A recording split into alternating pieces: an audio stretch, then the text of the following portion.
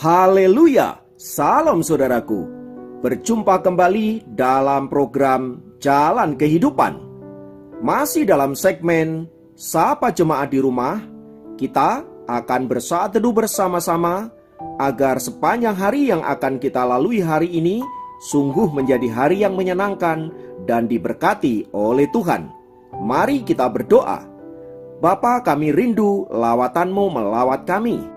Dan biarlah firman yang sebentar kami renungkan boleh menjadi rema yang akan menuntun sepanjang hari ini untuk kami mentaati kehendak-Mu.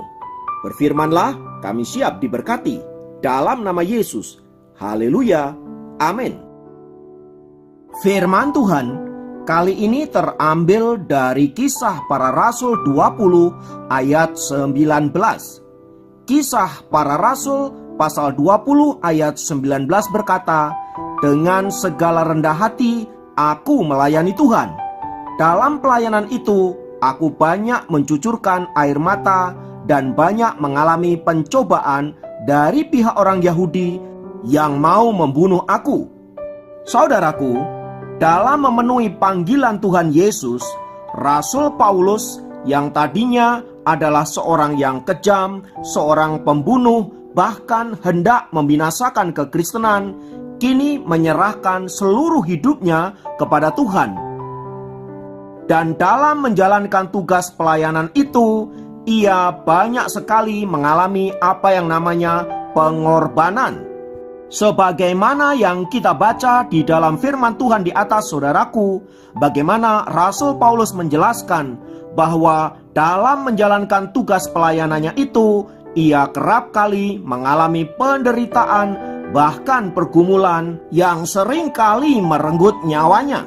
Semua itu ingin menggambarkan bahwa ciri utama sebuah pelayanan kepada Kristus adalah pengorbanan.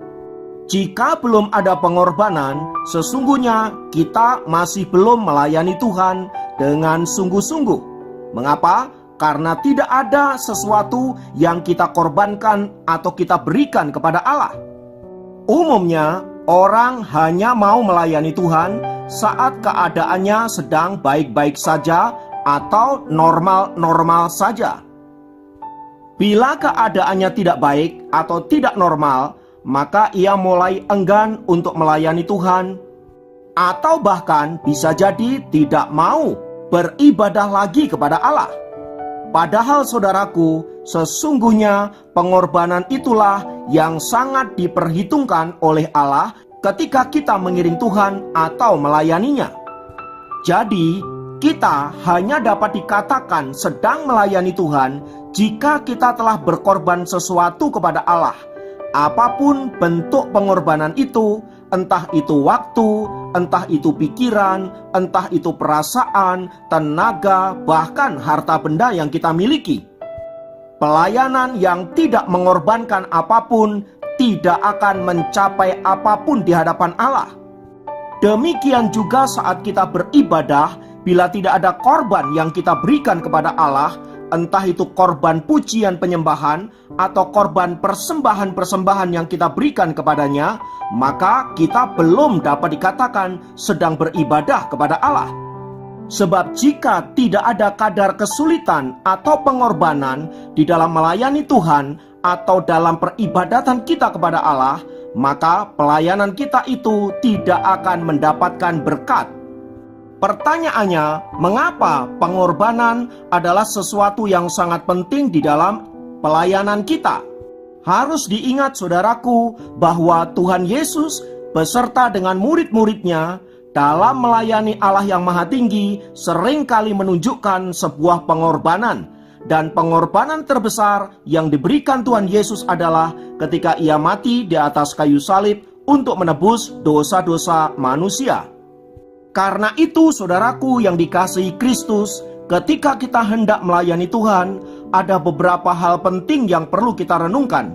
Yang pertama, setiap pelayan Tuhan harus menyerahkan seluruh hidupnya kepada Allah dan bukan untuk mencari kepentingan dirinya sendiri. Filipi 1 ayat 21. apalagi hanya untuk mencari puji-pujian dari manusia untuk dirinya sendiri dan kehormatan dan minta dihargai. Itu sama sekali bukanlah ciri seorang pelayan. Belajarlah dari tokoh-tokoh Alkitab yang rela menyerahkan hidupnya dan berkorban apapun untuk melayani Allah mereka. Musa contohnya, ia rela mati untuk menyelamatkan bangsa Israel dari penghakiman Allah. Keluaran 32 ayat 30 sampai 35. Rasul Paulus, ia juga rela dikutuk jika itu memberi keselamatan bagi orang-orang Israel. Roma 9 ayat 1 sampai ayat 3. Semua ini, saudaraku, ingin menunjukkan betapa pelayanan itu melibatkan apa yang namanya pengorbanan. Yang kedua adalah bagaimana kita merespon setiap kesulitan dalam pelayanan, menunjukkan apakah kita sedang melayani diri kita sendiri atau kita melayani Allah. Orang yang melayani Allah, saudaraku, ia tidak mudah patah semangat, ia tidak ngambekan, dan tidak mudah lari dari kesulitan-kesulitan yang ia hadapi. Cara kita menghadapi kesulitan dalam pelayanan menunjukkan apakah kita melayani untuk kekekalan ataukah untuk sesuatu yang bersifat sementara. Jika kita masih mudah marah dalam pelayanan, mudah tersinggung, maju mundur, mengandalkan mudi, kadangkala maju, kadangkala mundur, tergantung moodnya, maka kita harus hati-hati, saudaraku. Jangan-jangan kita tidak sedang melayani Allah, tetapi melayani diri kita sendiri. Harus diingat, penjelasan di atas tadi semua berbicara tentang melayani adalah pengorbanan. Maka bila kita diminta berkorban, terutama ketika kita menghadapi kesulitan-kesulitan, maka seharusnya kita bersyukur karena kita dianggap layak untuk menderita bersama-sama dengan Kristus. Karena itu, saudaraku, mari kita bersama-sama mengintrospeksi diri kita masing-masing. Apakah kita sudah melayani Tuhan dengan benar, dengan sikap yang benar, dengan motivasi yang benar, supaya olehnya kita dapat memuliakan Allah yang Maha Tinggi dengan benar pula. Karena itu, saudaraku, marilah kita belajar setia dalam melayani Tuhan, baik maupun tidak baik waktunya, baik maupun tidak baik keadaannya, baik dalam keadaan krisis, dalam keadaan diberkati, dalam keadaan suka, dalam keadaan duka, dalam keadaan dihormati dan dimuliakan, dalam keadaan dihina dan dilecehkan. Mari kita tetap melayani Tuhan. Ingatlah bahwa apapun yang telah kita korbankan kepada Allah, apapun itu bentuknya, semua tidak sia-sia dan pasti diperhitungkan oleh Allah. Kiranya Tuhan memberkati. Mari kita berdoa. Tuhan, kami bersyukur jika Engkau panggil kami untuk melayani Engkau, dan itu adalah sebuah kehormatan. Dan bila dalam pelayanan itu kami menghadapi tantangan, kami menghadapi hambatan, kami menghadapi berbagai-bagai kesulitan, bantu kami untuk tidak undur, bantu kami untuk tidak lari, melainkan menghadapinya dan bahkan menyelesaikannya dengan pertolongan Tuhan. Kiranya firman-Mu memberkati kami, terpujilah Engkau kekal selama-lamanya. Dalam nama Yesus kami berdoa dan bersyukur kepada-Mu. Haleluya. Amin.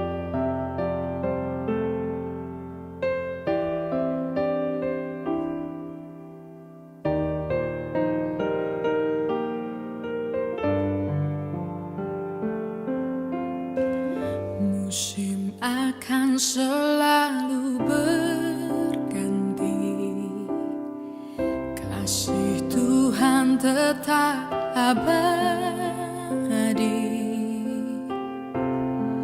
tak akan berubah sampai selamanya. Ku tetap percaya, yakin Tuhan memberkati, ku yakin Tuhan melindungi. Burung di